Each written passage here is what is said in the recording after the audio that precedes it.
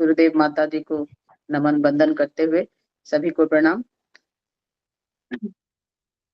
वैज्ञानिक अध्यात्मवाद के प्रणेता युग ऋषि परम पूज्य गुरुदेव के जीवन के बहुमुखी व्यक्तित्व के अनेकानेक पक्ष ऐसे हैं जिस पर विस्तार से यदि प्रकाश डाल पाना संभव हो तो एक एक पक्ष पर विशाल ग्रंथ भी निर्मित हो सकता है। पिछले पृष्ठों में उस उनके लीला प्रसंगों को लेकर तीर्थ चेतना के उन्नायक व संस्कृति पुरुष आदि रूपों की झलक समय समय पर दी जाती रही है। एक वैज्ञानिक के रूप में, ऋषि चिंतक मनीषी के रूप में उनका परिचय बहुत कम लोगों की जानकारी में है। सही अर्थों में बहुत कम व्यक्ति जानते हैं कि वैज्ञानिक अध्यात्मवाद का स्वरूप लिए जो अखंड ज्योति पत्रिका विगत कई वर्षों से निकलती रही है, वो जिसका व्यवहारिक रूप ब्रह्म वर्चस्व शोध संस्थान की शोध अनुसंधान प्रक्रिया के रूप में परिलक्षित होता है, वह इस महान ऋषि वैज्ञानिक का मौलिक चिंतन है। इस अध्याय में हम उनके इसी बहुआयामी व्यक्तित्व पर कुछ प्रकाश डालने का प्रयत्न कर रहे हैं। गायत्री का निवास बुद्धि में माना जाता है, वह स्वयं को विचारों के रूप में प्रकट करती है। मानव जाति समय समय पर इसको अनेक रूपों में प्रत्यक्ष करती आई है।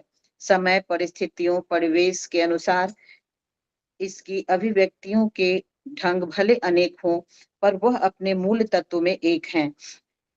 एक योगेश्वर कृष्ण की वाणी बुद्धे परतस्तु सह बुद्धि के परे वह है जो स्वयं की झलक बुद्धि के माध्यम से दिखाती है, जिसकी झांकी मन की संकल्पनाओं में उभरती है, जो स्वयं को शरीर के विभिन्न क्रियाकलापों के रूप में दर्शाती है, जिसका मूर्त रूप कर्म है और विस्तार है जीवन। जीवन और विचार एक ही सिक्के के दो पहलू हैं, एक के बिना दूसरे के अस्तित्व की कल्पना नहीं कर सकते। मनोवैज्ञानिक एम टॉक्स के ग्रंथ माइंड, कल्चर एंड सोसाइटी के अनुसार सामान्य व्यक्ति ही नहीं, पागल तक इस नियम से बंधे हैं। लोक मान्यता भले यह समझे कि पागल की हरकतें सर्वथा अयाचित, अप्रत्याशित तथा स्वमेव घटती है, भ्रम मात्र है। मनोवैज्ञानिक उपलब्धियों का ढेर लगा देने वाले वर्तमान में यह तथ्य सुस्पष्ट है कि पागल की हरकतें भी किन्हीं विचारों का परिणाम है।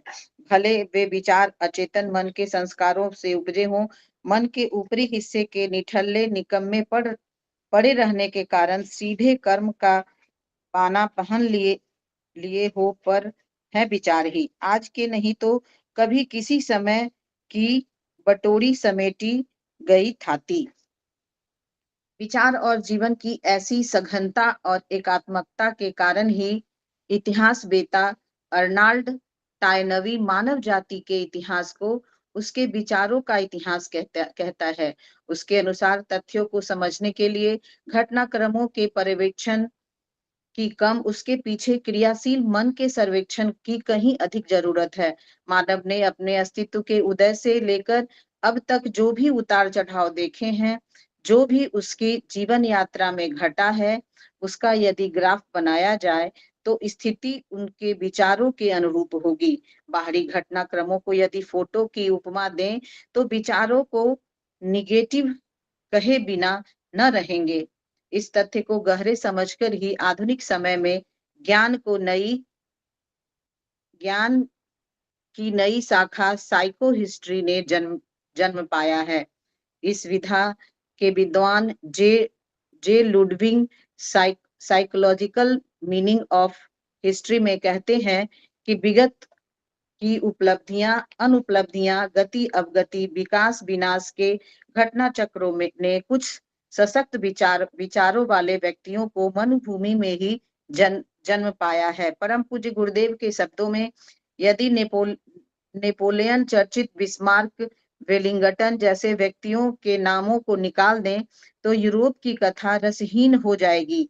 यही बात भारत के बारे में भी है। कृष्ण, चाणक्य, बुद्ध, गांधी आदि आदि के विचारों को आड़ी तिरछी लकीरों ने ही यहाँ के इतिहास का चित्र बनाया है। सशक्त मनोभूमि से विकसित विचार श्रृंखला अपने समान धर्मी अनेक को उसमें जकड़ लेती है।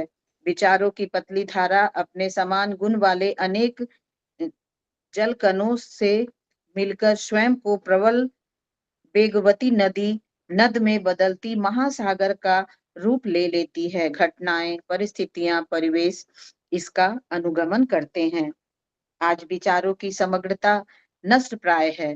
धर्म और विज्ञान विरोधी नहीं, पूरक नामक पुस्तक के परम पूज्य गुरुदेव लिखते हैं, मनुष्य के खंड खंड का चिंतन विश्लेषण चल रहा है। उसके अस्तित्व के एक भाग को समग्र शास्त्र का रूप दे दिया गया है। ये सब हैं तो उपयोगी, पर समग्र मानव को समझे बिना, उनकी मूल प्रकृति और प्रवृत्ति पर ध्यान दिए बिना एकांगी आंशिक समाधानों से कुछ बनेगा नहीं। एक छेद सीते सीते दूसरे और नए फट पड़े हों, उस मरम्मत से कब तक काम चलेगा? इस महाविद्या की ओर से क्यों उदासी है, जिसे समग्र मानव का विज्ञान कहा जा सके? गहरा प्रश्न है युग दृष्टा का। इसमें युगों की तत्वावलोचना समाई है। तीनों कालखंड एक होकर अपनी समस्याओं के बारे में मुखर हैं। पिछले 200 वर्षों में इतने अधिक शास्त्र, ज्ञान, विज्ञान की धाराएं ढूंढ निकाली गई हैं, जितनी पढ़ते कभी न थीं। इस सब के बाद भी उदासी की के बादल छटे नहीं, गहराते ही गए। कारण उपयुक्त सवाल के समाधान में बढ़ती गई उदासीनता है। ज्ञान के खोजियों, जीवन के मीमांसकों और अन्वेषित प्रणालियों का पर्यावलोकन करें तो पाएंगे इनके मुख्यतः 3 वर्ग हैं। एक, जिन्होंने जीवन जीवन का बाह्य परिवेश देखा, केंद्र से दूर रहकर परिधि की ओर उन्मुख रहे। बस फिर क्या, इस निष्कर्ष को केंद्र बनाकर रच डाले गए नए शास्त्र।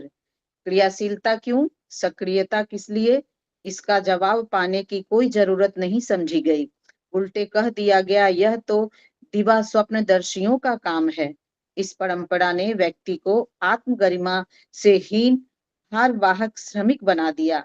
आज जिसे विज्ञान कहते हैं, वह इसी परंपरा का अनुयायी है।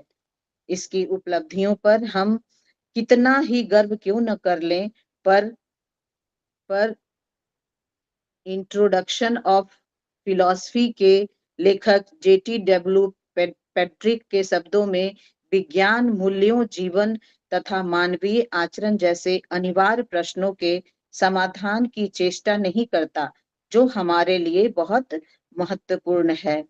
भौतिक क्षेत्र से परे जो कुछ है, यह उसके बारे में अनिश्चित है। चट्टानों की आकृति, तारों की दूरी, हड्डियों अथवा पेशियों के विषय में अधिकांश लोगों को कम रुचि है, जो संभवतः वैज्ञानिक कौतूहल मात्र है। किंतु मानवीय, सामाजिक, आर्थिक, राजनीतिक तथा धार्मिक विषयों को जाने बिना हमारा काम नहीं चलता।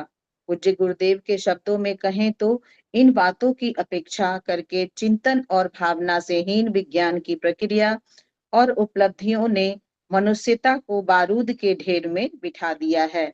उन्मादी अट्टासों के बीच वह स्वयं के अस्तित्व में आग लगाने पर उतारू हैं। कारण उसने सोचने की जरूरत नहीं समझी, उपलब्धियां किस लिए। इसके विपरीत जिन्होंने सोचा, उन्होंने क्रिया की निसारता मान ली। मानो संकल्पनाओं से घिरे रहने के कारण वस्तु जगत को झुठलाने के प्रयास में ही अपने कर्तव्य और पुरुषार्थ की इतिश्री समझ ली। मन का संकल्प वस्तुओं का सृजन करता है। इस दावे के बाद फिर क्या जरूरत की वस्तु जगत पर ध्यान दिया जाए। अर्ध सत्य विचार को पूर्ण सत्य मान लेने के कारण मनुष्यता फिर एक कटघरे में फंसकर रह गई। ठीक वैसा ही कटघरा जैसा क्रियाशीलता को सब कुछ समझने वालों का है। बेकन की भाषा में, स्वयं को दार्शनिक समझने वाले जीव अपने ही बुने तंतु जाल में फंसता, उलझता, फंसाता, उलझाता रहता है, क्योंकि उसने मान रखा है दर्शन सोचने की पद्धति है, करने की नहीं। भावना और क्रिया से विलग रहकर वह स्वयं को मानवता का कितना ही हित साधक कहे, पर उसने स्वयं का भी कितना हित साधन किया है, इस पर भी समय ने अमिट प्रश्न चिन्ह लगा दिया है। इस प्रश्न का हल ढूंढने वालों ने मानवीय अस्तित्व के एक नए केंद्र का स्पर्श किया। उसी को सब कुछ मान जीवन की प्रश्नावली के लिए समाधान खोजने शुरू किए। उनका कार्य अस्तित्व होते हुए भी समग्रता के अभाव में मनुष्य का कुछ अधिक हित नहीं कर सका। भावनाएं उत्तम हैं, पर क्रिया का अभाव इन्हें पंगु बना देता है। चिंतन न होने पर ये कोरी भावुकता होकर रह जाती है। इसकी श्रेष्ठता हम कितने ही तरह से क्यों न सिद्ध करें, किंतु यदि एकमात्र भावना ही सत्य है, तो मनुष्य के बौद्धिक विकास, शरीर धर्म का क्या अर्थ रहा? सर्वथा अनुत्तरित प्रश्न है। बौद्धिक विवेचना से पल्ला चुरा बैठने के साथ ही इस पथ के अनुयायी रहस्यवादी कहलाए।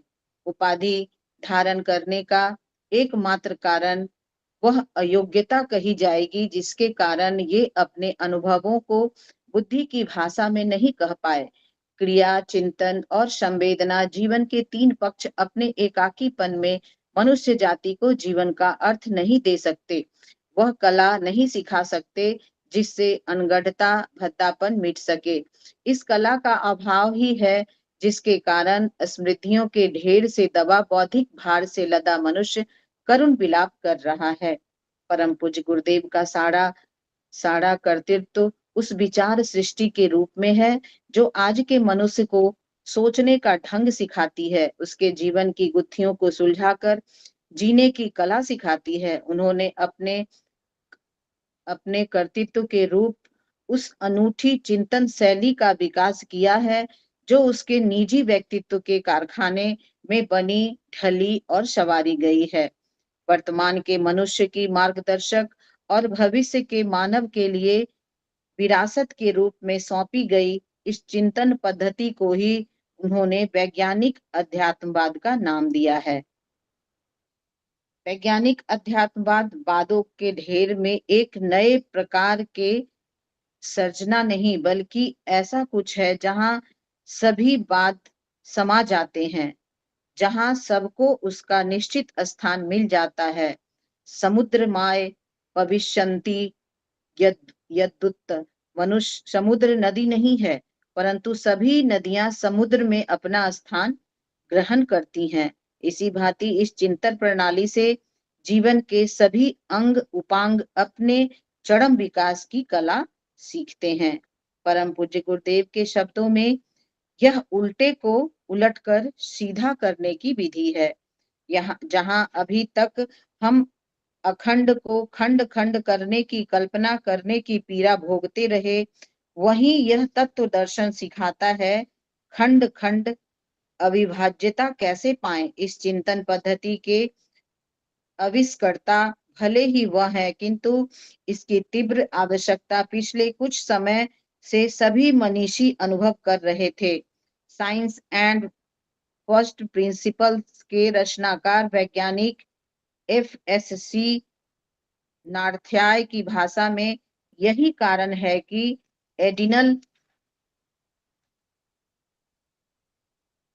एडिनल आइंस्टीन तथा व्हाइट हेड जैसे भौतिक शास्त्री, ट्रिस हाल्डेन जैसे शरीर क्रियाविद, ब्रोबर हिलबर्ट जैसे गणितज्ञों का भी इस ओर उन्मुख होना यह बताता है कि जगत में एक नवीन स्फूर्ति तथा स्वभाव का वातावरण बन रहा है। धर्म, दर्शन और विज्ञान मानवीय अस्तित्व से उपजी तीन प्रबल विचार शक्तियां हैं, किंतु इनका अलगाव, आपसी टकराव मानव जीवन में वरदानों की सृष्टि न कर सका। जब संवेदना, चिंतन और कर्म ही आपस में टकराते रहेंगे, तब परिणाम संहार के सिवा और क्या होगा? उज्जवल भविष्य की संसिद्धि का सिर्फ एक उपाय है, इनका सामंजस्य। वैज्ञानिक अध्यात्मवाद के रूप में यही है। इस नए तत्व दर्शन के अनुसार क्रिया और चिंतन दोनों जहां मिल सकते हैं, वह स्थान संवेदना है। जाने अनजाने ये दोनों यही अपना जन्म पाते हैं। इस मिलन बिंदु को अपने मूल स्रोत के रूप में पहचानना, स्वीकारना ही वह उपाय है जिससे मनुष्य अब तक के अपने विकास को बरकरार रख संभावनाओं के नए द्वार खोल सकता है। यह उन्मुक्त द्वार संकीर्ण विचारों की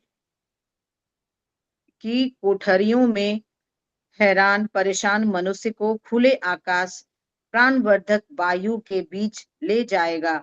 संवेदना से उपजी क्रिया भारभूत श्रम नहीं, जीवन साधना बनेगी। संवेदना से उपजा चिंतन उसका मार्गदर्शक बनेगा।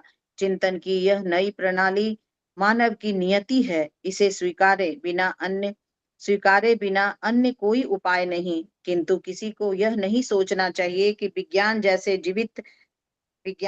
जीवित रहेगा। परिवर्तन के महान क्षण पुस्तक में निहित अस्तित्व भेदी अपने विचारों में परम पूज्य गुरुदेव स्पष्ट करते हैं, विज्ञान जीवित रहेगा, पर उसका नाम भौतिक विज्ञान न रहकर अध्यात्म विज्ञान रहेगा। इस आधार को अपनाते ही वे सभी समस्याएं सुलझ जाएंगी जो इन दिनों भयावह दिख पड़ती हैं। उन आवश्यकताओं को प्रकृति ही पूरा करने लगेगी जिनके अभाव में मनुष्य अतिशय उद्विग्न, आशंकित, आतंकित दिख पड़ता है। वस्तुतः विज्ञान और अध्यात्म एक दूसरे के पूरक हैं तथा अध्यात्म का विज्ञान सम्मत प्रतिपादन भली भांति संभव है। यह सब उपकथन आज हम जितने खुले रूप में सुनते व चारों ओर इसका उद्घोष होते हैं, अनेक व्यक्तियों को इस पर वक्तृता देते देखते हैं। उतना सरल यह आज से 45-50 वर्ष पूर्व नहीं था। सभी यह मानते रहे हैं कि विज्ञान वह है जो दृश्य माध्यमों को आधार बनाकर हमें प्रत्यक्ष रूप से यह समझाता है कि कोई भी घटनाक्रम या क्रिया प्रतिक्रिया किस कारण होती है, जबकि अध्यात्म मूलतः चेतना विज्ञान को प्रगति की दिशा देने वाली एक परोक्ष विधा है, जिसे विज्ञान का प्रत्यक्षीकरण का जामा नहीं पहनाया जा सकता। किंतु श्रद्धा, भावना, संवेदना भी एक विज्ञान है। अध्यात्म स्वयं में एक विज्ञान है। वह उसे पूर्णतः पदार्थ विज्ञान की कसौटी पर कसते हुए प्रमाणित किया जा सकता है। यह सबसे पूर्व अखंड ज्योति पत्रिका के वर्ष 1947 के अंक में जनवरी 47 परम पूज्य गुरुदेव ने प्रतिपादन करते हुए दर्शन विज्ञान को जो अनोखी दिशा दे दी, उसका मूल्यांकन हम व मनीषी वर्ग संभवतः अभी न कर सके, किंतु उनकी स्थापनाएं व लेखन परिणाम विराट है। आने वाले कुछ वर्षों में निश्चित ही करेंगे। हम सभी आज ब्रह्म वर्चस्व शोध संस्थान के रूप में तर्क, तथ्य, प्रमाण सम्मत विवेचन करने वाली एक जागृत प्रयोगशाला खड़ी देखते हैं, जिसे 14 वर्ष पूरा होने को आ रहे हैं। साथ ही अखंड ज्योति के विज्ञान सम्मत प्रतिपादन में हम में से अनेक वर्षों से पढ़ते चले आ रहे हैं, किंतु इन सभी के संबंध में प्रारंभिक प्रारूप आज से 50 वर्ष पूर्व बन चुका था, जैसा कि अखंड ज्योति के प्रारंभिक वर्षों के लेख बताते हैं। धर्म को विडंबनाओं से मुक्त कर उसे विज्ञान सम्मत बना, अध्यात्म का शाश्वत ज्वलंत स्वरूप सामने लाने का संकल्प परम पूज्य गुरुदेव ने अपने मार्गदर्शक परम पूज्य गुरुदेव की प्रेरणा से बहुत पहले ही ले लिया था। प्रारंभ से ही चिंतन, चेतना व लेखनी का मोड़ नितांत क्रांतिकारी रहा। धर्म, अध्यात्म के नाम पर व्यक्ति को बिना अर्थ मर्म समझे कीर्तन कराते रहने वाला साहित्य ही इन दिनों प्रकाशित होता रहा था, किंतु इससे तनिक भी प्रभावित न हो उन्होंने जन जन के मन को उद्वेलित करने वाले क्रांतिकारी वैज्ञानिक अध्यात्मवाद की आधारशिला रख 21वीं सदी के धर्म दर्शन की मूल पृष्ठभूमि अपनी ओजस्वी लेखनी से बना दी। अखंड ज्योति के पाठकों को 1965-66 में कुछ नया सा पढ़ने को उन दिनों पत्रिका में मिला। परम पूज्य गुरुदेव ने बुद्धिजीवी वर्ग से मनीषा से अनुरोध किया कि वे विज्ञान की विभिन्न विधाओं का शिक्षण पाठकों व उनके वैज्ञानिक मित्रों से लेना चाहते हैं। बड़ी विनम्रता पूर्वक उन्होंने लिखा था कि हमारा मन है कि हम विज्ञान का क ख ग सीखें, ताकि उस आधार पर जीवात्मा, परमात्मा, कर्म फल, पुनर्जन्म, परलोकवाद, मानवीय काया की विलक्षणताओं, प्रकृति के चमत्कारों के मूल में छिपी विज्ञान सम्मत विवेचनाओं का रहस्योद्घाटन में वे जन जन के सम्मुख कर सकें। इसके लिए उन्होंने दर्शन शास्त्र, अध्यात्म विज्ञान के बहुमुखी पक्ष को सामने रखते हुए हर पहलू पर आधुनिक विज्ञान इस संबंध में क्या कहता है, यह सभी विवेचना पाठक वर्ग से किए जाने की अपेक्षा रखते हुए पाठकगणों से निवेदन किया कि वे बुद्धिजीवी पाठक उन्हें पत्राचार्य पाठ्यक्रम तथा स्वयं गायत्री तपोभूमि अखंड ज्योति संस्थान आकर पढ़ाएं। किसी का भी पढ़ने सोचने पर यह सारा उपक्रम विचित्र लग सकता है, पर एक विराट संगठन बनाने वाले हिंदू धर्म के मूल आधार पर देव संस्कृति के मुख्य दो आधार गायत्री व यज्ञ की धुरी पर धर्म तंत्र से लोकमानस का परिष्कार का संकल्प लेने वाले आचार्य श्री ने 1971 में अपनी मथुरा छोड़कर हिमालय आने की घोषणा के बावजूद भी ऐसा कुछ निवेदन जाने से ठीक 5-6 वर्ष पूर्व किया था। लिखने में भी उन्होंने कोई संकोच नहीं किया कि वे स्वयं प्राइमरी से अधिक पढ़े लिखे नहीं हैं, किंतु इच्छा यह है कि जीवन के इस उत्तरार्ध में विज्ञान पढ़ें।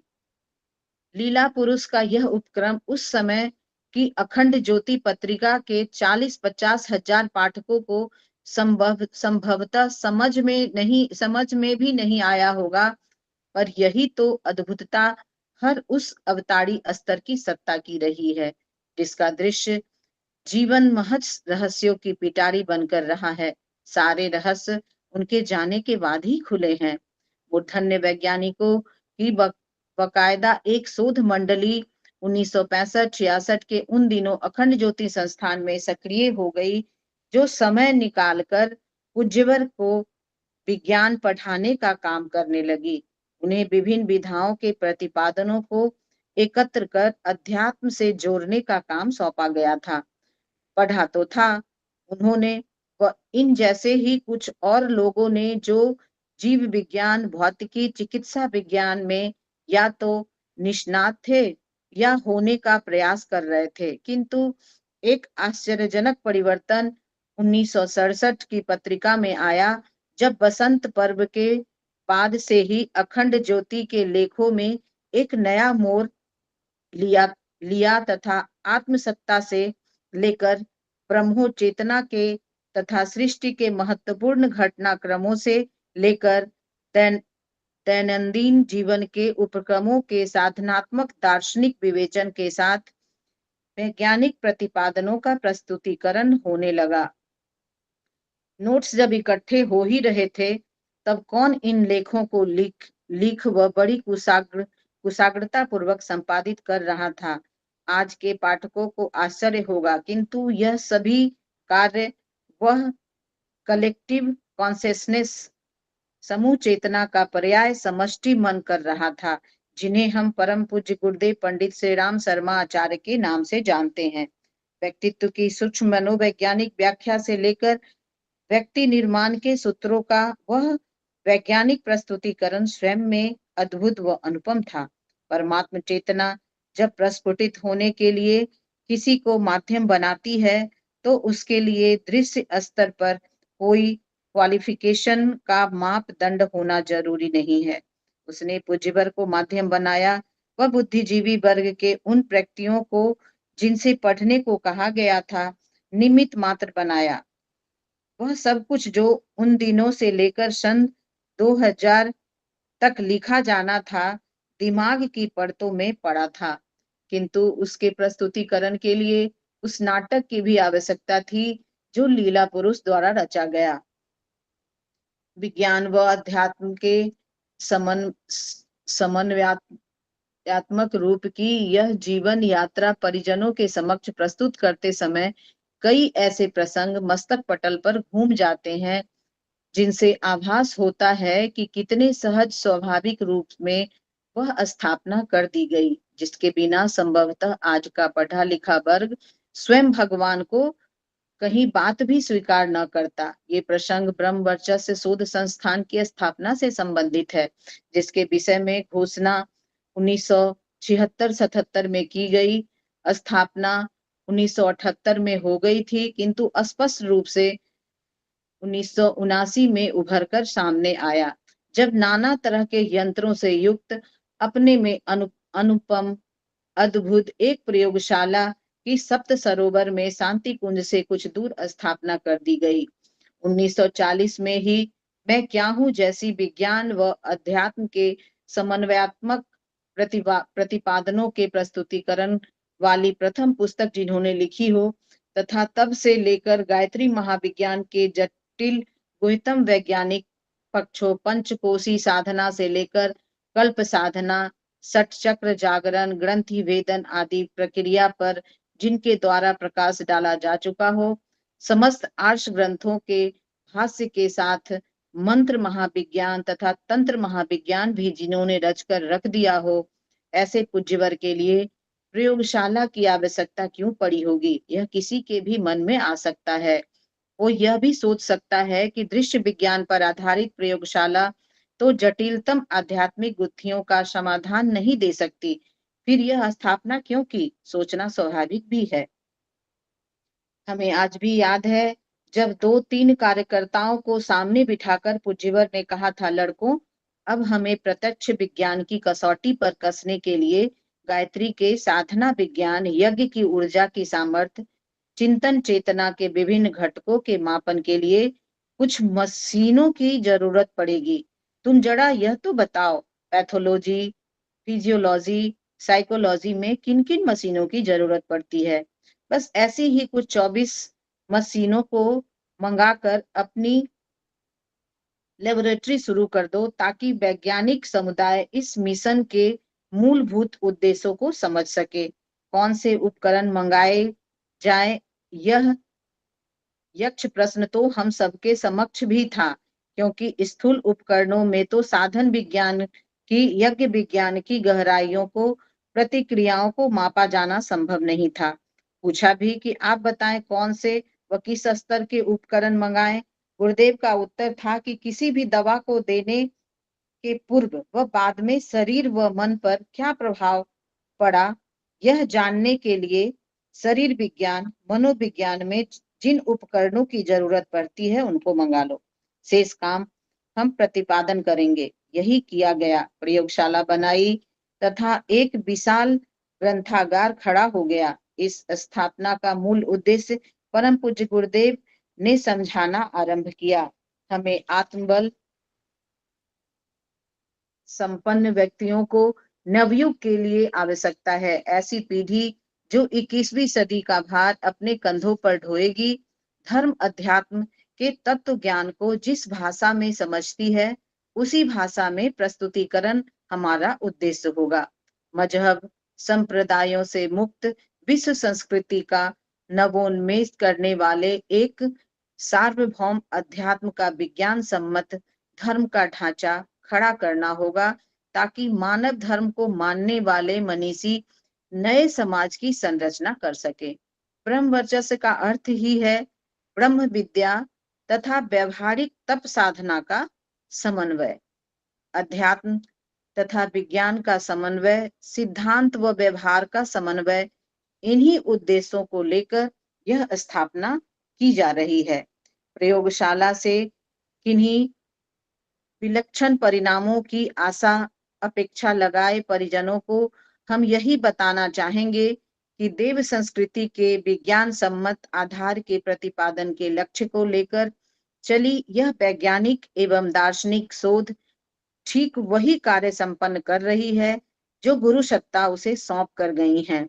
साधना व्यक्ति के व्यक्तित्व को किस कदर बदल सकती है, अध्यात्म प्रतिपादनों के अनुरूप चिंतन, आहार में परिवर्तन, वनौषधियां, यज्ञ ऊर्जा व मंत्र विज्ञान, संगीत, चिकित्सा जैसे उपचारों के क्या कुछ प्रभाव व्यक्ति की जैव रासायनिक व जैव विद्युतीय संरचना पर पड़ते हैं, यह सब जनमानस के सम्मुख आते ही एक क्रांतिकारी चिंतन चेतना विकसित होगी।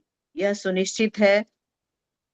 थीसिस तो बहुत लिखी जाती है, शोध संस्थान के बोर्ड्स तो ढेरों लटके दिखाई देते हैं, तथा प्रयोगशाला सहस्त्रों की संख्या में विश्व में है, किंतु अध्यात्म विज्ञान के समन्वय की शोध का स्तर क्या होना चाहिए तथा मानव मात्र की छीन्न होती जा रही जीवनी शक्ति, मनोबल, आत्मबल को ऊंचा उठाने, सोचने की पद्धति को बदलने वाली भी कोई विज्ञान सम्मत विधा है, यह पक्ष सामने आते ही आज के तार्किकों तथा कथित बुद्धिजीवियों का चिंतन आमूल चूल बदलेगा, ऐसा हमारा विश्वास है। शोध संस्थान के निष्कर्षों की थोड़ी सी झलक झलक विश्व यात्रा पर निकले दल ने विश्व मनीषा को दी है, तो वहां तहलका मच गया है। कोई कारण नहीं कि अगले दिनों यह शोध नव युग के महामानव के निर्माण की मूल धूड़ी बनकर सामने न आए।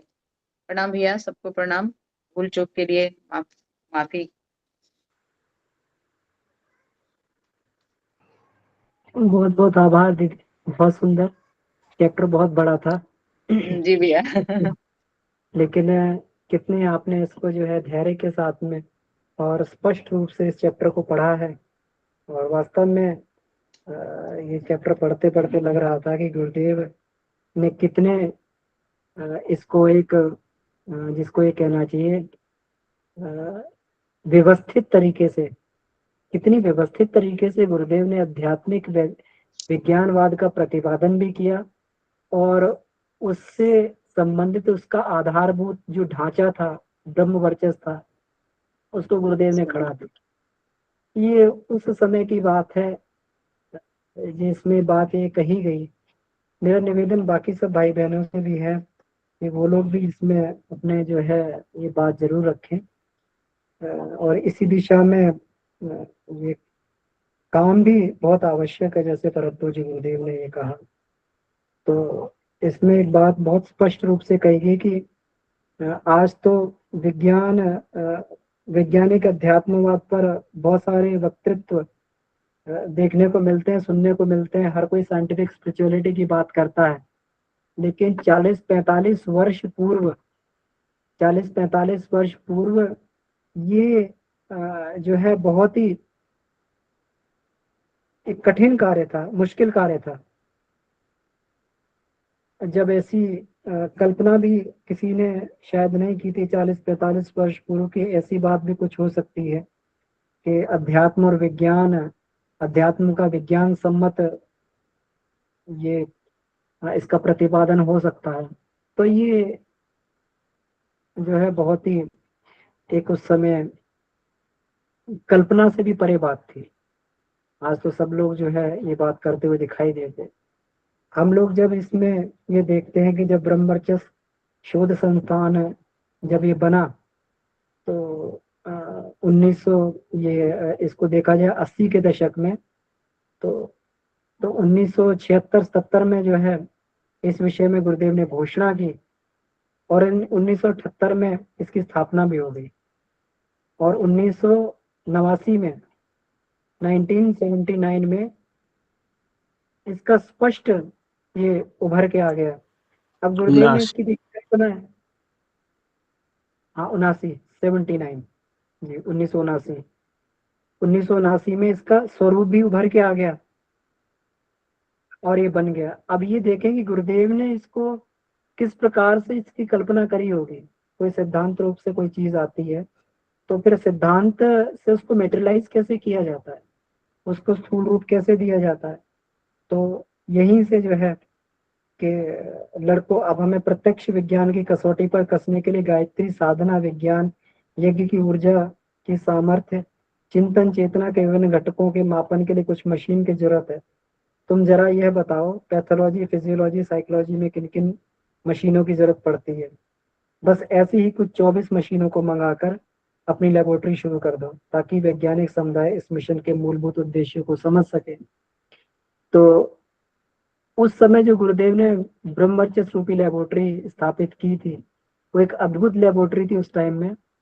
और मेरी समझ में जहां तक मुझे है कि मुझे आज तक भी ऐसी कोई लेबोरेटरी देखने को नहीं मिली। शायद मेरा भ्रमण कम है या मेरी नॉलेज कम है या कुछ है, जो भी जिसको ये चीज माना जाए, लेकिन आज तक मैंने ऐसी अद्भुत लेबोरेटरी कहीं पर भी नहीं देखी। आज तक भी जो है बातें तो हम सब लोग बहुत बड़ी बड़ी करते हैं, बहुत बड़ी बड़ी चीजों की करते हैं, लेकिन व्यवस्थित रूप से जो है जहाँ पर यज्ञ की शोध के लिए और मनुष्य जीवन की चेतना की, मनुष्य की चेतना और मनुष्य के जीवन के अलग अलग जो ऊर्जा के आयाम है उनकी शोध के लिए इतना व्यवस्थित तंत्र इतनी व्यवस्थित सिस्टमेटिक कोई चीज बनी हो तो उसको कहीं और ये जिसको ये देखा जाए कि सन 2000 तक 1997, 98, 99 में जब ये देखा तो ये बिल्कुल फुली फंक्शनल थी और वहाँ पर जो मनुष्य के अलग अलग पैरामीटर्स की ये परीक्षा होती थी और हमें भी एक बार एक मासिक सत्र में इसमें जो है ये सारा परीक्षणों से गुजरने का मौका मिला। तो ये कह सकते हैं कि उतने भी परीक्षण जो है जो गुरुदेव करते थे उससे भी जो वैज्ञानिक रूप से जो परिणाम निकलते उससे बहुत सारे लोग जो है उससे आकर्षित हुए, वैज्ञानिक स्तर के लोग, और उन वैज्ञानिक स्तर के लोगों की जीवन की दिशा बदल गई उतने परिणामों से ही। गुरुदेव का कौन सा विजन था, क्या विजन था गुरुदेव का कि उन्होंने जो है अभी कुछ ही दिनों पहले हम डॉक्टर ममता सक्सेना जो अपने ग्रुप में जिन्होंने यज्ञ पे शोध की और यज्ञ के बहुत ही महत्वपूर्ण ऐसी रिसर्च कहीं नहीं हुई थी जितनी महत्वपूर्ण रिसर्च की यज्ञ का पर्यावरण पे क्या प्रभाव पड़ता है। पॉल्यूशन कंट्रोल बोर्ड के साथ में मिलके उन्होंने जो है सेंट्रल पॉल्यूशन कंट्रोल बोर्ड के साथ में मिलके उन्होंने पूरी शोध की और मेरी बात हुई, उन्होंने कहा कि बड़े पता नहीं कौन सी शक्ति उन्हें इतनी सामर्थ्य दे रही थी और गाइड कर रही थी कि 50 बार जो है उन्होंने अलग अलग तरीके से उन्होंने मुझे अपना रजिस्टर भी दिखाया, डायरी भी दिखाई कि कैसे वो एक एक चीज के पैरामीटर को नाप के कि अभी हवन सामग्री 50 ग्राम ली थी, अभी घी इतने ग्राम लिया गया, गुड़ इतने ग्राम लिया गया, और जो है अभी कंट्रोल्ड इन्वायरमेंट जो बंद कमरे में किया गया, इसको कमरा खोल के किया गया। इतना पूरा रजिस्टर उनका इतने पैरामीटर से भरा हुआ था। हम लोग समझ सकते हैं, सोच सकते हैं कि क्या इतना रिसर्च स्तर का जो माइंड है, जो इतना गहन रिसर्च स्तर के जो पैरामीटर्स को ये करना, ये क्या जो है हम लोग सोच सकते हैं इतनी निष्ठा से जो है इस पर प्रयोग किए गए और उनके प्रयोग 100% सफल भी हुए और उस पर उन्होंने कई बुक्स लिखी, उनकी बुक्स भी पब्लिश हुई और बहुत सारे रिजल्ट्स भी, जिसके कारण जो है कई बार ममता दीदी कक्षा ले चुकी हैं और जो है उनके परिणामों से हम सभी लोग परिचित हैं और उससे गाइडेंस लेके कई और संस्थाओं ने भी यज्ञ पर शोध प्रारंभ किया और उनके जो उन्हीं से गाइडेंस लेके तो मैं इसलिए ये कह रहा था कि वो इस स्तर की, जबकि उनका कोई बहुत बड़ा साइंटिफिक बैकग्राउंड भी नहीं था उस तरीके का, स्टैटिस्टिकल डिपार्टमेंट में थी। तो जब हमने उनसे पूछा कि आप मतलब कैसे गुरुदेव के किस पक्ष से प्रभावित हुई और आपने कैसे ये शोध प्रारंभ किया, जो अपने आप में अद्भुत शोध है और आज तक ऐसा शोध शायद ही कोई जो है व्यक्ति फिर दोबारा कर रहा है या करने का साहस कर रहा है या उस दिशा में काम कर रहा है।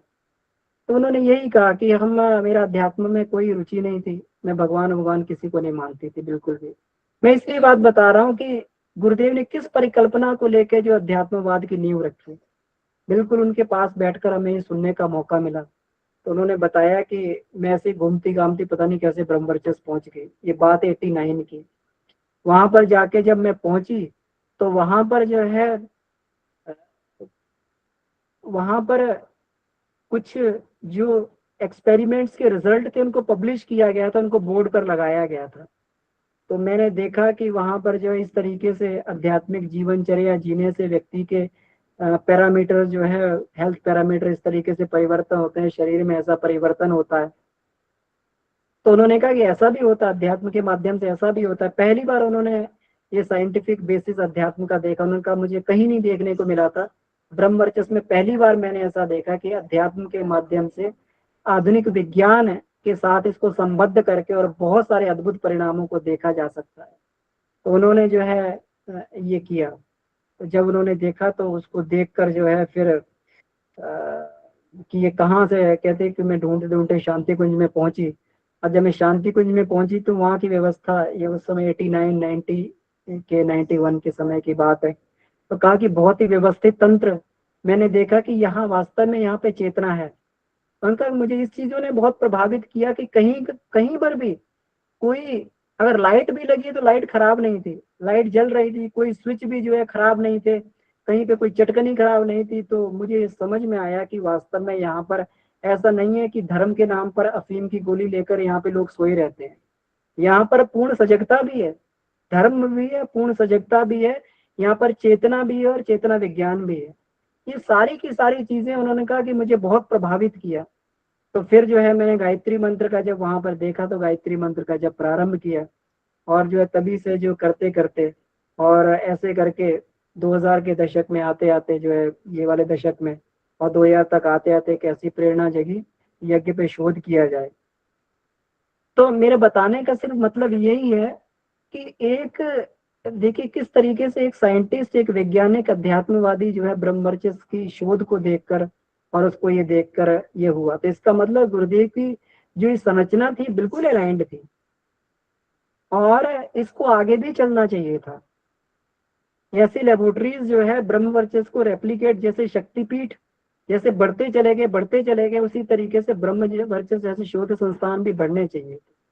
और कम से कम एक शोध संस्थान जो है, कम से कम जो है एक मंडल में, एक जिले में एक शोध संस्थान तो ऐसा होना चाहिए जहाँ पर जो है ब्रह्म वर्चस्व जैसी यहाँ पे ये हो, और वहां पर मनुष्य के जो है चेतना विज्ञान को और ये सबको ये प्रयोग परीक्षण करके और ये देखा जा सके। इसके अद्भुत रिजल्ट थे। और जो आगे डॉक्टर ममता सक्सेना दीदी ने जो की, आज भी वो जो है इसमें ये कर रही है। सुन के बड़ी पीड़ा होती थी कि हमने बहुत सारे लोगों को आमंत्रित किया, बहुत सारे लोगों को कहा, लेकिन लोग बस उसी चीज में लगे हुए हैं। बहुत सारे लोगों को कहा कि रिसर्च से जुड़े, और जो है आगे भी उनकी रिसर्च चल रही थी, तो कह रहे कि हमें सपोर्ट नहीं मिला। देखिए ये बहुत ये एक बहुत एक पीड़ा की बात है। अगर कोई व्यक्ति इस उसमें ये शोध करना चाहता है, रिसर्च करना चाहता है, इसमें बढ़ना चाहता है, और ये बात कहे कि कोई व्यक्ति की हमें कोई इसके लिए सपोर्ट नहीं मिला, कहीं किसी रूप से भी किसी तरीके कोई सपोर्ट नहीं मिला, तो हमें समझना चाहिए कि गुरुदेव का जो एक्चुअल काम था वो तो हो ही नहीं पा रहा है। और जो लोग चाहते हैं इसमें सपोर्ट करना, इसमें जब में समय चाहिए, जिसमें जो है समय चाहिए, जिसमें धन चाहिए, जिसमें हर एक चीज चाहिए, और उस चीज में जो जाके फिर वो अपना ये बताया कि अब क्या कर रहे हैं कि अब बस एक तरफ बैठे हुए हैं, जो हमारी शोध है उस पर हम किताब लिख रहे हैं, और जो कोई पूछता है उसको बता देते हैं इस तरीके से। तो ये परिणति तो कम से कम नहीं होनी चाहिए। जो शोध जिस स्तर से गुरुदेव ने चालू की थी, ऐसे ऐसे वैज्ञानिक लोग जुड़े जिन्होंने ये चालू की, उसके साथ में एक तंत्र व्यवस्थित रूप से जुड़ के और शोध कार्य को आगे बढ़ाया जाना चाहिए। ये गुरुदेव की बड़ी ये हार्दिक इच्छा थी। तो हम लोग को सभी को सोचना चाहिए, जिस प्रकार आज हम 51 कुंडी यज्ञ, 108 कुंडी यज्ञ, बड़े से बड़े शक्तिपीठ बनाने को सपोर्ट करते हैं, अगर ऐसा कोई तंत्र चल रहा है जहाँ पर वैज्ञानिक अध्यात्मवाद की शोध हो रही है, जहाँ पर ऐसे लोग काम कर रहे हैं पूर्ण निष्ठा के साथ में, तो उनको पूरा का पूरा सपोर्ट करके हम लोगों कहीं पर भी, और ऐसा तंत्र तो कम से कम खड़ा करना चाहिए। ज्यादा ना हो तो कम से कम जो एनसीआर में एक ऐसा खड़ा हो, बेंगलोर साइड में एक ऐसा, जहां पर भी हम लोग टेक्निकल हब्स मानते हैं देश के, कम से कम ब्रह्मचर्य जैसे 5-6 संस्थान तो ऐसे बने कि जहां पर हम लोग जो है उस तरीके की शोध कर पाए, उस तरीके की खोज कर पाए, जिसकी युग ऋषि के मन में जो है अति पीड़ा थी। आज भी वो जो है यज्ञ के ऊपर शोध कर रहे हैं कि यज्ञ, जब हम लोग यज्ञ करते हैं, यज्ञ से कौन कौन सी वॉलेटाइल सब्सटेंसेस निकलती हैं, उसमें जो है उसके वॉलेटाइल सब्सटेंसेस को जो है कलेक्ट करके, जो भी धूम्र होता है उसको कलेक्ट करके, फिर जो है जो इसकी जीसीएमएस टेस्ट के माध्यम से, और ये सब टेस्ट जो एडवांस लाइब्रेरी लेबोरेटरीज जो बनी हुई है जेएनयू वगैरह में, और ये सब संस्थान लेबोरेटरी आई, वहां पर ये सब चीज टेस्ट होती है, कौन से वीओसीज निकलते हैं। तो इसमें शोध कर रहे हैं। तो जो लोग शोध करने में लगे हुए हैं वो लोग लगे हुए हैं, लेकिन विडंबना इस बात की कि उनको सपोर्ट करने वाला कोई नहीं है, उनके साथ समय देने वाला कोई नहीं है। उनके साथ जो टीम, आज हम लोग कहें कि हम लोग 160 कुंडी यज्ञ करने के लिए जा रहे हैं, एक बड़ी टीम जो खड़ी हो जाएगी, बड़ा टीम सपोर्ट करेगी, बड़ा टीम, बड़ा अर्थ आ जाएगा। लेकिन ऐसे काम कोई करता है तो उसके लिए जो है उसको ना तो कोई समय की सपोर्ट देने के लिए तैयार है, ना कोई, अगर ये कहा जाए, ये कोई इतना आसान काम नहीं है। कई बार जो है कई कई घंटों से जो है यज्ञ करके, और जो है उसमें जब ये वीओसीज को और इन सबको ये लिया जाता है, कई कई दिन के प्रैक्टिकल करके, वो प्रैक्टिकल फेल हो जाते हैं, उसमें कुछ भी नहीं निकलता, फिर दोबारा करने पड़ते हैं, फिर ये हो जाता है। तो इस तरीके से इसमें समय अपना लगा के निष्ठा के साथ में जो है ये चीजों को इस दिशा में बढ़ाया जाए, शोध को इस दिशा में बढ़ाया जाए। अगर ऐसे लोग हैं जो इसमें समय दे सकते हैं अपना, वैज्ञानिक अध्यात्मवाद जो गुरुदेव की पीड़ा थी, हम लोग ये ठीक है बड़े बड़े कार्यक्रम करें, लेकिन इस स्तर पर भी हम लोगों को शोध करते रहना चाहिए, आगे बढ़ते रहना चाहिए। ऐसे लोगों को हम लोगों को प्रमोट करना चाहिए ताकि जो है इसमें कुछ और अधिक हम लोग कर पाए। तो मुझे लगता है कि जो विषय में जो गुरुदेव ने इसमें ये लिखा, तो गुरुदेव का यही था कि किसी तरीके से माध्यम से जो है इस चीज को और बढ़ाया जाए। तो उन्होंने यही बात ये कहा है कि समस्त आर्ष ग्रंथों के भाष्य के साथ मंत्र विज्ञान, तंत्र विज्ञान, महाविज्ञान भी जिन्होंने रच कर रख दिया हो, ऐसे पूज्यवर के लिए प्रयोगशाला की आवश्यकता क्यों पड़ी होगी? या किसी के मन में प्रश्न आ सकता है, तो फिर इसकी स्थापना क्यों की? सोचना स्वाभाविक है। हमें भी याद है जब 2-3 कार्यकर्ताओं को सामने बिठाकर पूज्यवर ने कहा था, लड़कों अब हमें प्रत्यक्ष विज्ञान की कसौटी पर कसने के लिए गायत्री के साधना विज्ञान, यज्ञ की ऊर्जा के सामर्थ्य, चिंतन चेतना के विभिन्न घटकों के मापन के लिए कुछ मशीनों की जरूरत पड़ेगी। तुम जरा यह बताओ, पैथोलॉजी, फिजियोलॉजी, साइकोलॉजी में किन किन मशीनों की जरूरत पड़ती है? बस ऐसी ही कुछ 24 मशीनों को मंगाकर अपनी लेबोरेटरी शुरू कर दो ताकि वैज्ञानिक समुदाय इस मिशन के मूलभूत उद्देश्यों को समझ सके।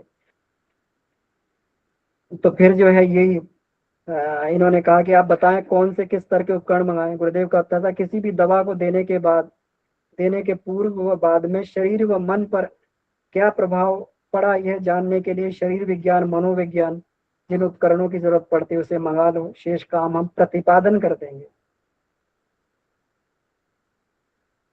शेष का हम प्रतिपादन कर देंगे। तो ये जो है इसी तरीके से उन्होंने जो है ये मशीनें मंगाई और लगी भी हुई हैं उस समय जो है जो ईईजी और बाकी सब मशीनें लगी हुई हैं। तो इनमें होता भी है, टेस्टिंग होती भी है और पता लगता है। और इससे यज्ञ के से संबंधित है, इसके धूम्र से संबंधित जो है ये जो है इसमें देखिए क्या इस स्थापना का मूल उद्देश्य परम पूज्य गुरुदेव ने समझाना आरंभ किया। हमें आत्मबल संपन्न व्यक्तियों की नवयुग के लिए आवश्यकता है। पहली बात, आत्मबल संपन्न व्यक्तियों, ऐसी पीढ़ी जो 21वीं सदी का भार अपने कंधों पर ढोएगी। धर्म अध्यात्म के तत्व ज्ञान को जिस भाषा में समझती है उसी का प्रस्तुतिकरण हमारा उद्देश्य होगा। मजहब संप्रदायों से मुक्त विश्व संस्कृति का नवोन्मेष करने वाले एक सार्वभौमिक अध्यात्म विज्ञान का समस्त धर्म का ढांचा खड़ा करना होगा ताकि मानव धर्म को मानने वाली मनीषा नए समाज की संरचना कर सके। ब्रह्मवर्चस्व का अर्थ ही है ब्रह्म विद्या तथा व्यवहारिक तप साधना का समन्वय, अध्यात्म तथा विज्ञान का समन्वय, सिद्धांत और व्यवहार का समन्वय। इन्हीं उद्देश्यों को लेकर यह स्थापना की जा रही है। तो ये जो है हम लोग गुरुदेव की पीड़ा को इसमें देख सकते हैं। और अगर इस तरह से हम लोग का चला होता तो इसमें बहुत ये होता। इसमें एक चीज और भी उन्होंने बताई थी, मैं इसलिए निवेदन कर रहा हूँ कि कहाँ कहाँ पे दिक्कत आती है। एक भी चीज उन्होंने ये भी बताई कि हमने बहुत सारे लोगों का डाटा जो है इकट्ठा किया, बहुत सारे हमारे प्रैक्टिकल, लेकिन कभी भी उस रिसर्च को कभी भी जो बुक के रूप में पब्लिश नहीं किया गया। उसको कहीं पर भी वो रिसर्च कहाँ चली गई, वो डेटा कहाँ चला गया, अगर वो हमारे पास होता तो बहुत बड़ी सेवा हम लोग ये कर सकते उस डेटा को कंपाइल करके जो है उसको जो बुक के रूप में पब्लिश करके, जर्नल के रूप में पब्लिश करके पूरे विश्व को हम लोग बता सकते थे कि क्या क्या जो है इसके परिणाम और कैसे कैसे होते हैं। इतना डाटा हम लोग के पास में होता है। तो इस स्तर पर जो है ये काम किया जा सकता है। देखिए समय हो गया है काफी, तो और भी कोई भाई बहन अपनी इसमें बात रखना चाहे तो रख सकते हैं।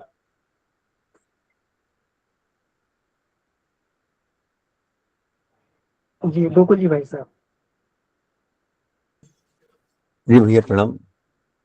इसमें कोई दो राय नहीं कि परम पूज्य गुरुदेव ने जो बात की आध्यात्मिक वैज्ञानिक आध्यात्मवाद की, वह इसके पूर्व किसी के मुंह से बहुत ज्यादा सुनी नहीं गई थी।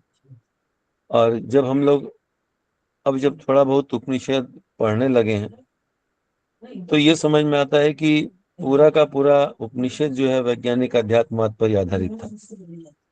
और जब हालांकि मैं तो विज्ञान का विद्यार्थी नहीं रहा, लेकिन गुरुदेव के साहित्य पढ़ते पढ़ते काफी कुछ विषयों की रुचि आ गई। तो ये जब आज क्वांटम फिजिक्स की बात आती है तो लगता है कि क्वांटम फिजिक्स पूरा का पूरा उपनिषद से निकला हुआ है। आज ही मैं पोस्ट कार्ड सुन रहा था, उसके ऊपर में बहुत अच्छा लग रहा था।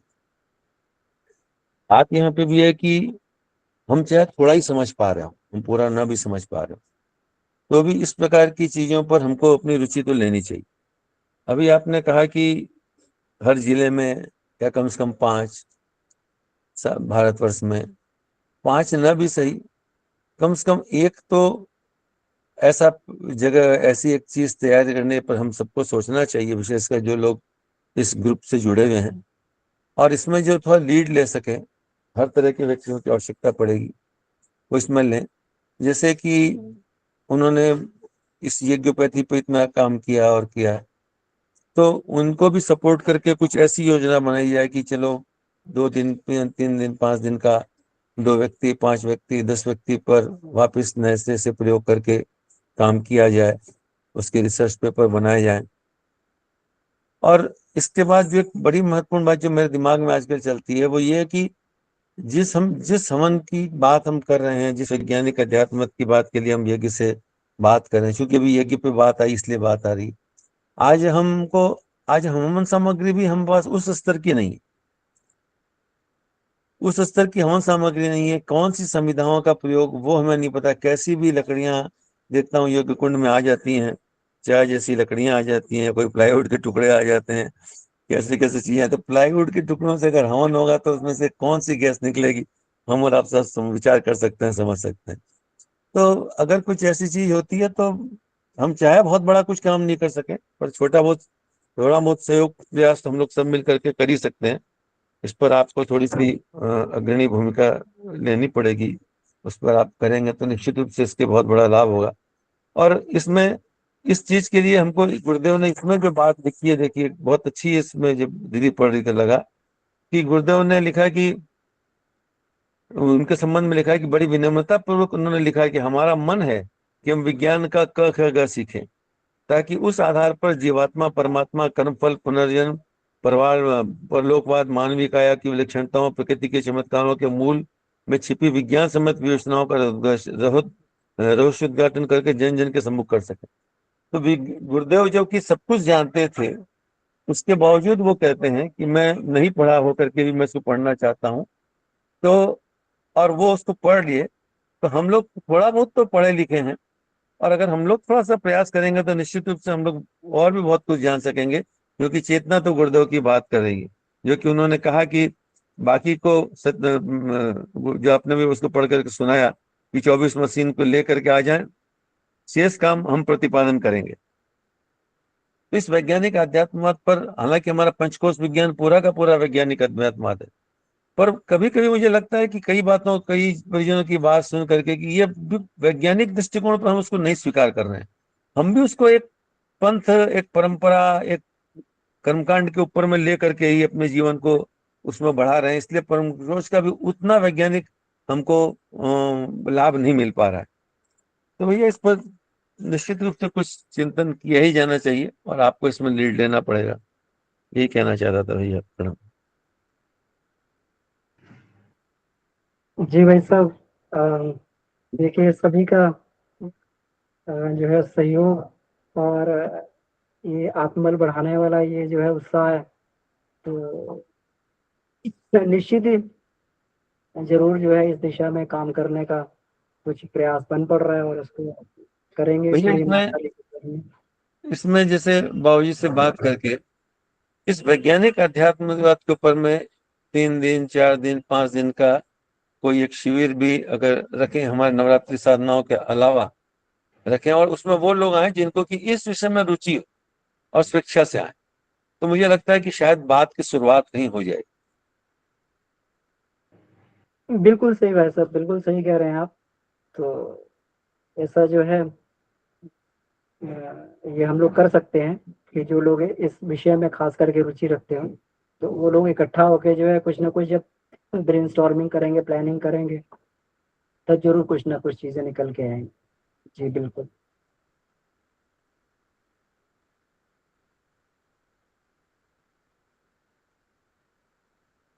चंदन भाई साहब का हैंड रेज है, भैया आप अपनी बात रखें। जी चंदन जी भाई साहब। हाँ भैया प्रणाम, सभी छात्रों को प्रणाम। भैया जैसे हम लोग जो यज्ञ करते हैं, तो यज्ञ से आवाज आ रही है भैया? जी जी आ रही भैया। है भैया, आ रही है आवाज। हाँ, तो जैसे यज्ञ करते हैं तो उससे जितना भी गैस निकलता है, तो गैस में ऐसे जो भी आहुति डालते हैं तो ब्रह्मचर्य शोध संस्थान में तो जैसे कि रिजल्ट जो भी आता है तो उसका जो भी पैरामीटर बनता है, तो आजकल भैया जैसे प्लांट में जैसे CO monitor, CO detector, O2 monitor, N2 monitor, ये सब रहता है। कन्फाइंड स्पेस में वो लेके जाता है लोग कि कार्बन मोनोऑक्साइड कितना है, O2 कितना है। तो ऐसा जो कंपनी है, डायगनर सब है, जर्मनी कंपनी है, तो उसको ऑर्डर लेता है वो इलेक्ट्रिकल इंस्ट्रूमेंट बनाने का।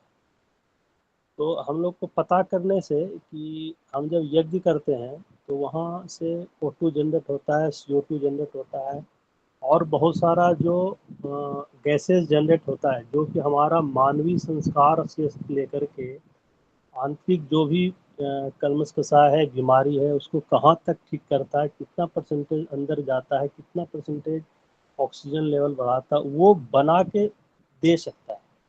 अभी इलेक्ट्रॉनिक्स मीडिया बहुत आगे बढ़ गया है, क्या है कि हम लोग भी में देखते हैं कंपनी वाला बताता है उसको। जैसे सपोज एक उदाहरण के रूप में बता रहा हूँ कि एक सीओ मॉनिटर था हमारे यहाँ। सीओ मॉनिटर जिसको हम बोलते हैं कार्बन मोनोऑक्साइड, ये ब्लास्ट फर्नेस से निकलता है। तो कार्बन मोनोऑक्साइड यदि 97% यदि एटमॉस्फेयर में है, यानी कि 2000 पीपीएम, परसेंटेज ऑफ पीपीएम बोलते हैं उसको, तो 2000 तक तो फेटल हो जाता है। तो पहले क्या होता था, ये लोग कम रेट का देता था, तो उसमें 2000 पीपीएम आने से भी बताता था 100 पीपीएम है। लेकिन कभी कभी क्या हुआ, एक दो जैसे कि टाटा स्टील में भी और यहाँ भी, तो उस कंपनी को बताया गया कि आपका जो पीपीएम बढ़ता है उस हिसाब से फेटल भी हो जा रहा है, तो आप मशीन को देखें। तो उस हिसाब से हम लोग यदि उसको बताएंगे कि, तो बना के दिया, तो बना के दिया तो उसमें एक ही मॉनिटर में CO2 N2 सब आ जाता है। तो एक बार बात करने से हम लोग को इक्विपमेंट मिल जाएगा, तो आगे बढ़ सकते हैं इस क्षेत्र में। भैया हाँ क्षमा करें बीच में आपको इंटरप्ट करूं, समय भी हो गया है, जी लेकिन जी ऐसा इक्विपमेंट है जो हमें PM2.5, PM10 और CO2 ये सब देता है। तो हाँ एयरवेदर एक कंपनी है गाजियाबाद में, जी तो जी वो ये पूरा बनाती है। उसका कैलिब्रेशन इंडिया में ही किया गया है। जी भैया चाइना से बहुत सारे ऐसे इक्विपमेंट आ रहे हैं, वो बहुत सस्ते मिल रहे हैं, जी लेकिन जी ऐसा इसका कैलिब्रेशन इंडिया में किया गया है। और ये फिल्टर्स वगैरह है जो इसके प्रॉपर अच्छे फिल्टर्स हैं, उसके बहुत सेंसिटिव फिल्टर्स होते हैं। जी तो ये जी सब विषयों पे भैया हम लोग शोध कर रहे हैं, अभी चल रहा है ये सारी चीजें जो है जी जी पाइपलाइनिंग में। अभी इक्विपमेंट थोड़ा सा महंगा है, वो करीब 50-60 हजार का वो पड़ता है उसका जो वो पूरा, और उसके हाँ सेंसर्स भी महंगे होते हैं। किसी का 2 साल में बदलना पड़ता है, किसी का 3 साल में। तो इस सब विषयों पे भैया भी चल रही हैं चीजें ना, हम्म, तो ये सारी चीजें हम लोग एक्सप्लोर कर रहे हैं। और जी जैसे गोकुल भैया ने बताया, तो हम लोग बात भी करेंगे कि अपने अपने क्षेत्र में क्या क्या हम लोग कर रहे हैं, कैसे कैसे कर रहे हैं। एक सत्र इसका विशेषकर बुलाया जा सकता है भैया, है ना। जी तो क्या क्या हम लोगों को चैलेंजेस फेस करने पड़ रहे हैं इसमें, कैसे क्या है। ये अगर की धूम की रिसर्च पर भी भैया अभी काम चल रहा है थोड़ा सा। उसके कुछ सैंपल्स लेके जो है हम लोग JNU वगैरह में जाके लेबोरेटरी में टेस्ट करवा रहे हैं, उससे VOCs निकल रही हैं, क्या हो रहा है। तो अभी जो है बहुत सारी चीजें चल रही हैं, है ना। डायरेक्शन, दिशा निर्देश गुरुदेव क्या दे रहे हैं, कैसे दे रहे हैं, वो सारी चीजों को हम लोग, क्योंकि समय हो गया है और इसके लिए जो विशद चर्चा का ये विषय होना चाहिए, और अलग से ही मतलब इसको जो है लिया जाए, क्योंकि समय था। तो इसका जो है आज का ये टॉपिक था, तो ये सब चीजें डिस्कस की गई। तो जी दमयंती दीदी, देखिए समय हमारा 2 मिनट पहले से ही ज्यादा हो चुका है। अगर आप कुछ बात कहना चाहते हैं तो आधे एक मिनट में इसको कह के हम लोग जो है फिर इसको पूर्णता की ओर ले आते हैं आज के सेशन को। जी भैया मैं आप धूम्र के पहले तो सभी को प्रणाम। धूम्र के विषय में आप बता रहे हैं ना, तो मैं ये बताना चाह रही हूँ कि मैंने जो है अभी हाल ही में जो है उसमें दिखाया था हल्द्वानी में। मुझे कुछ प्रॉब्लम होने लगी डॉक्टर को, तो वो मुझसे बोले कि तुम सिगरेट पीती हो। मैंने कहा नहीं ऐसा तो कुछ नहीं। बोले कि चूल्हे पे खाना बनाती हो। मैंने कहा नहीं, गैस पे ही बनता है। कि तुम्हारे फेफड़ों में जो है उस पे धुआं आ रहा है, ऐसा लग रहा है ऐसे धूम्र मतलब तुमने कितना लिया हुआ है।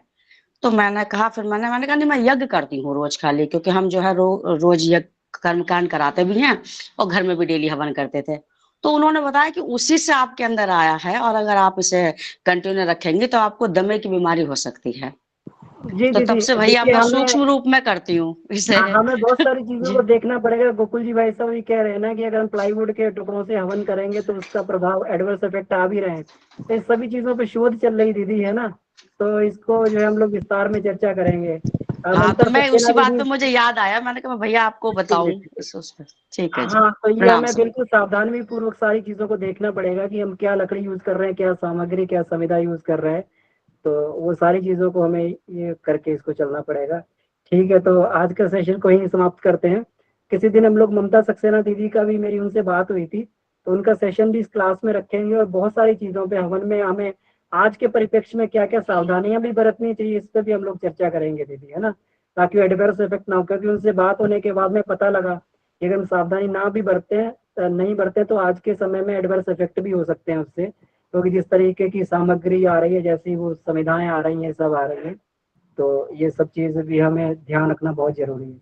आइए इसी के साथ में हम लोग जो है आज की बात को यहीं समाप्त करते हैं। परम पूज्य गुरुदेव वंदनीय माई से प्रार्थना करते हैं कि वो हमें ऐसे दिशा निर्देश दें, मार्गदर्शन दें, ताकि हम लोग अपने इसमें आगे बढ़ते हुए चले जाएं। शांति पाठ करते हैं। ओम ओम शांति शांति। शांति समाप्त सभी को। शांति। जी, सभी साधक भाई बहनों को प्रणाम, शुभ रात्रि। सभी साथियों को प्रणाम। सभी भाई बहनों को सभी प्रणाम। भाई बहनों को प्रणाम, शुभ रात्रि, प्रणाम भैया। सभी भाई बहनों को प्रणाम, सभी भाई बहनों को प्रणाम, सभी भैया को प्रणाम, सभी दीदी को प्रणाम। सभी भैया को प्रणाम, शुभ रात्रि। सभी भाई बहन को प्रणाम, शुभ रात्रि, जय गुरु।